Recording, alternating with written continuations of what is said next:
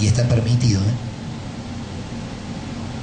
En Argentina, en la cárcel de Devoto, hay superpoblación carcelaria.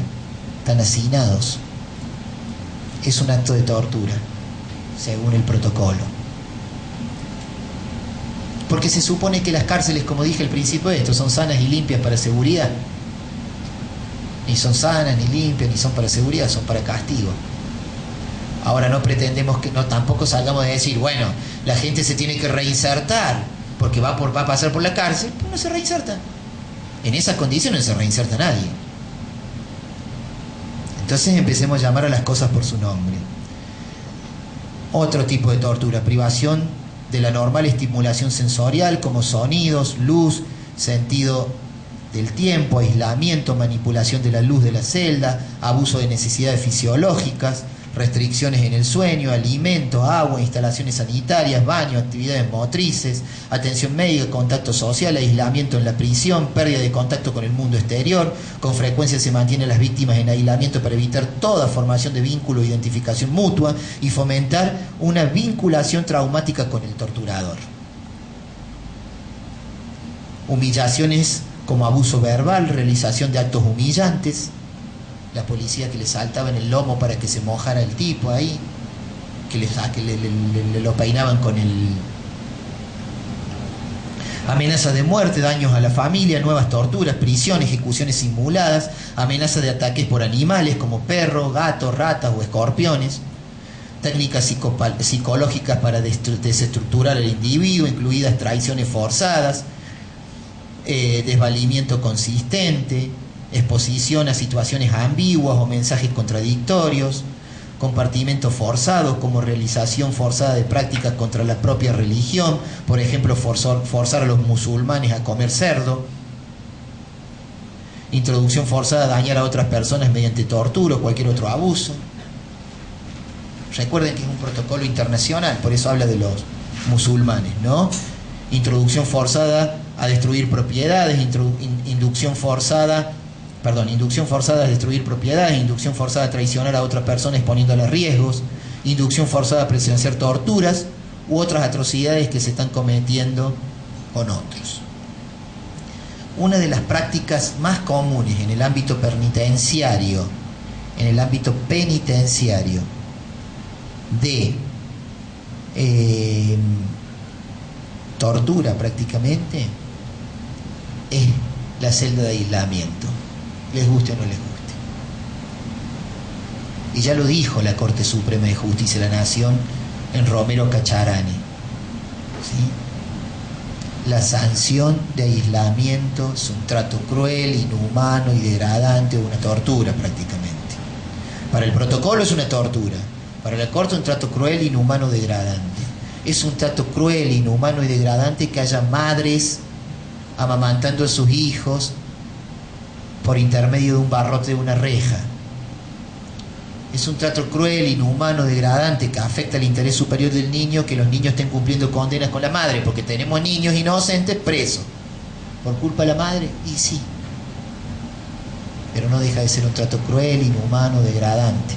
Es un trato cruel, inhumano, degradante que no haya servicio de salud, que no haya trabajo en la cárcel, que no haya sistema educativo, y si hay, que funcione al mínimo, o que funcione solo para algunos que cumplen con las normas y no para todos.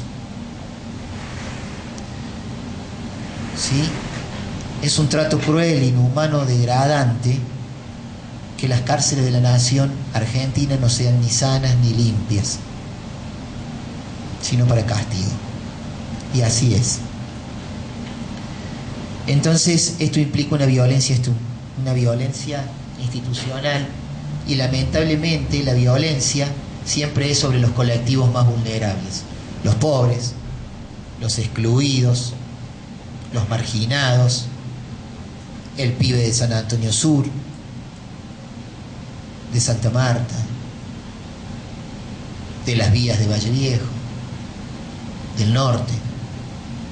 Pero muchas veces cuando ustedes detienen ese pibe, y capaz que porque se ha mandado una flor de macana, se ha cometido un delito, lo que fuere, no nos ponemos a analizar ¿Por qué esa persona llegó a eso? ¿Tendrá buenos padres?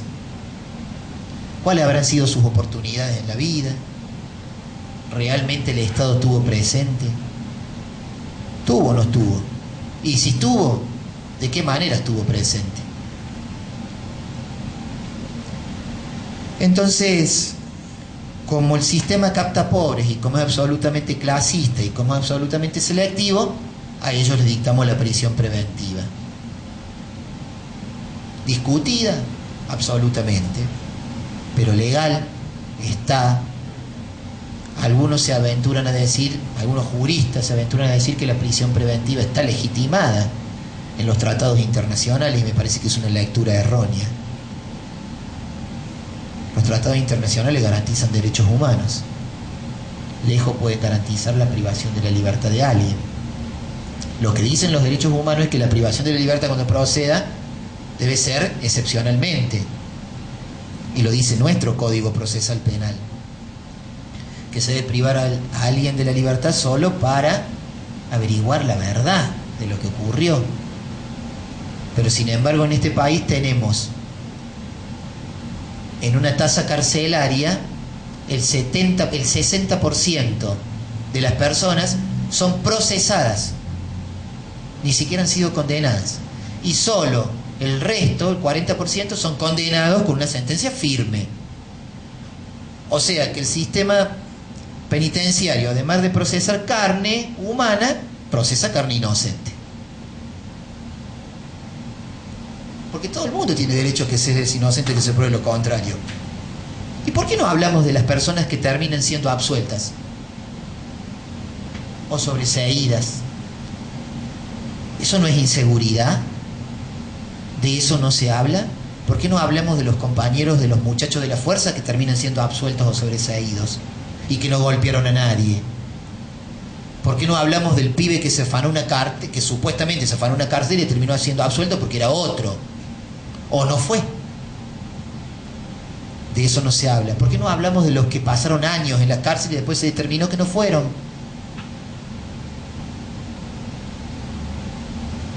De eso no hablamos. Y eso no es inseguridad, no es violencia estatal. Sí lo es, pero no hablamos.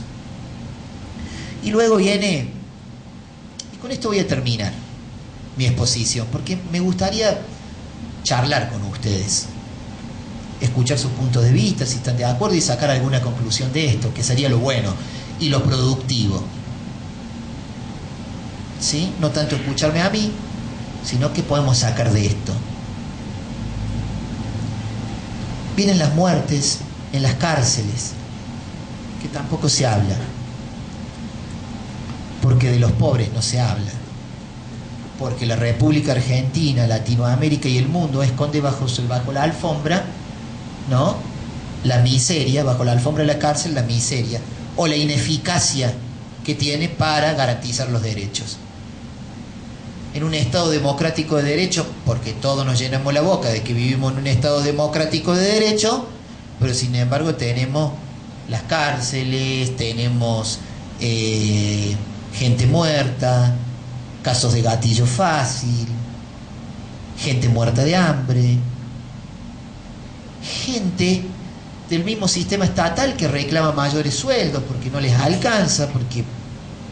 ¿O no es así? Entonces vienen las muertes en las cárceles, en las comisarías.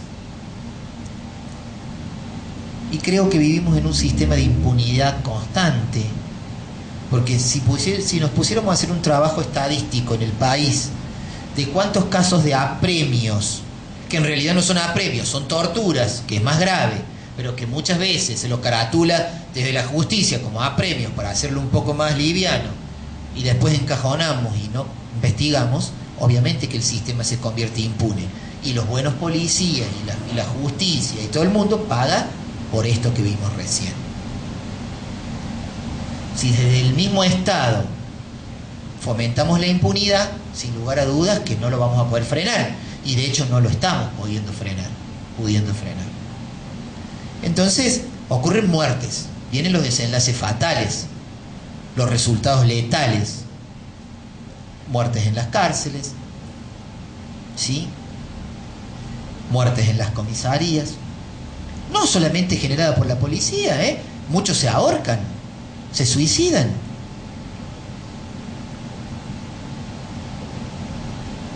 Ni vamos a hablar de las causas armadas, porque hay infinidad de casos, muchos, ¿sí? Y aparece nuevamente la responsabilidad estatal. ¿Y qué hacemos nosotros para evitar la impunidad? ¿Y qué hacemos como jueces, como policías, como abogados defensores, como fiscales, como psicólogos, como actores de la sociedad para evitar todo esto? Voy a mostrarles el último video para que vean cómo o de qué manera cómo funciona en una cárcel, ¿sí? En una cárcel, que estoy hablando en una cárcel de Mendoza. Una cosa más. La República Argentina ha sido condenada más de una vez por violación de los derechos humanos en los sistemas penitenciarios. La República Argentina ha sido condenada en 4 oportunidades por violar los derechos humanos de la infancia. Es el país de América, de toda América, ni siquiera creo que Estados Unidos, que no ha ratificado la Convención de los Derechos del Niño, tiene tantas violaciones a los derechos humanos como la República Argentina. 4 condenas internacionales por violar los derechos de la infancia. Récord. Y aún tiene una legislación de la época de la dictadura. Un decreto ley con el cual se enjuicia y se procesa a niños, niñas y adolescentes, firmado por Rafael Videla. Es el país más brutal y atrasado de la región en materia de derechos humanos de la infancia. En materia de derechos humanos carcelarios también. Sobre todo las cárceles de Mendoza. Pero pasan todas, ¿Está Jorge por ahí o no? Miren, esto ocurrió no hace mucho, pero miren si alguien se puede llegar a reinsertar con este trato. 4. Y es siempre un tema duro, muy duro, sigue en la órbita de la justicia y bajo la lupa de la misma las cárceles en la República Argentina. Vamos a ubicarnos en la provincia de Mendoza, en el penal de San Felipe. Esto realmente supera todo, son imágenes nunca vistas en televisión, tiene que ver con torturas, con vejaciones, con lo que tienen que soportar los internos todos los días en la cárcel. Esto sucedía y esto compartimos por primera vez con todos ustedes.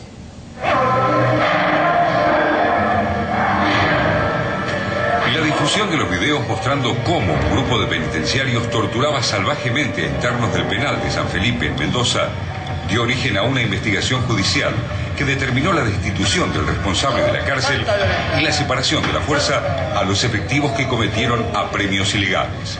A medida que avanzaba la investigación, la justicia encontró que en el celular de uno de los guardiacárcel había más filmaciones que forman parte de la causa iniciada por la Asociación de Derechos Humanos, SUMEC.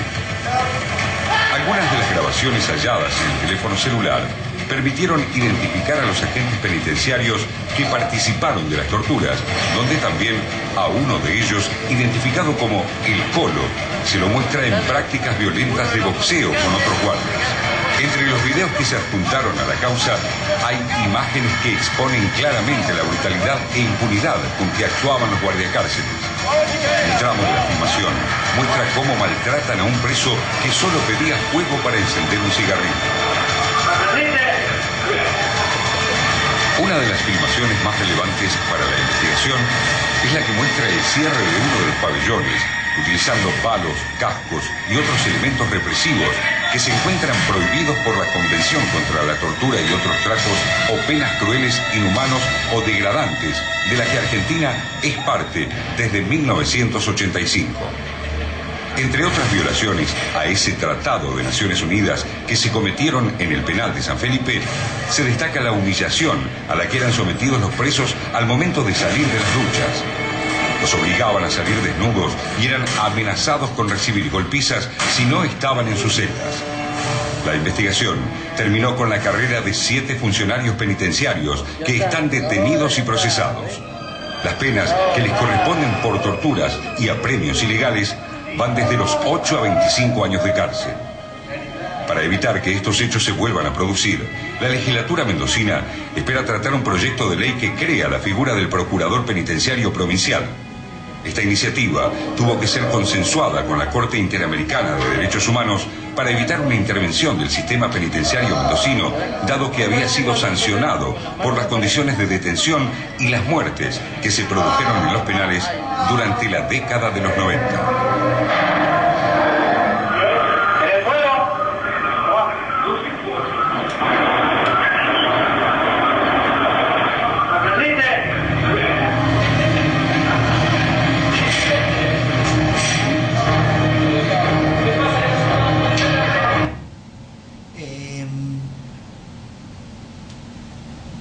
Tres cuestiones centrales. La primera, tienen a un tipo atado con las manos para atrás, recibe puños, recibe patadas, ¿sí? Hasta que en un momento le levantan tanto los brazos que grita, llora, en fin. Otra pide fuego y con un soplete le dan fuego. Y la tercera es el trato humillante que recibieron, que ustedes lo vieron, desnudos, los hacían salir, así como estaban. ¿Quieren que les diga la verdad? Yo he sido secretario juzgado de ejecución penal. Tengo compañeros aquí que han venido. Algunos me conocen de la cárcel.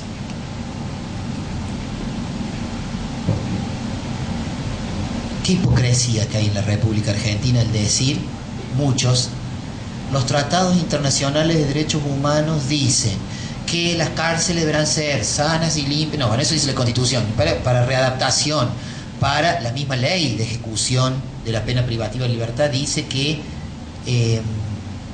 la pena tendrá como fin la reinserción social y se debe procurar el apoyo de la sociedad. Bueno, la sociedad no apoya a nadie, tiene mínimo gana. Ahora, si la sociedad viera todos los días esto, no sé, ¿no? Si cada uno de ustedes fuera y dijera en su casa, mirá, el sistema que vivimos es este. Si los jueces supieran a dónde mandan a los presos y los visitaran un poquito más seguido, capaz que no se animarían a mandarlos tanto.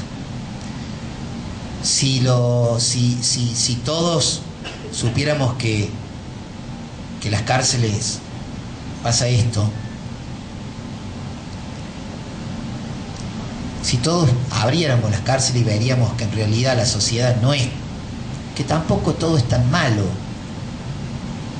pero con esto no me digan que se reinserta nadie. En un contexto de violencia, como es un contexto carcelario, y díganme si no hay violencia en la cárcel, ¿quién se va a reinsertar? O sea, se supone que para reinsertarse tiene que minimizar al máximo la violencia, que ya implica estar encerrado en un sistema violento. Pero resulta que en algunos lugares, o muchas personas están dispuestas a no aplicar mayor violencia. Y en ninguna cabeza sensata se podría decir que la violencia se combate con más violencia. ¿Sí? La violencia, ¿sí? Convierte a la persona en más violento, y la violencia después trae la venganza. Y hay una famosa célebre frase de Chespirito, del Chavo del Ocho, que dice que la violencia engendra más violencia, ¿no? Además que mata el alma y la envenena. Y es así. Muchas gracias.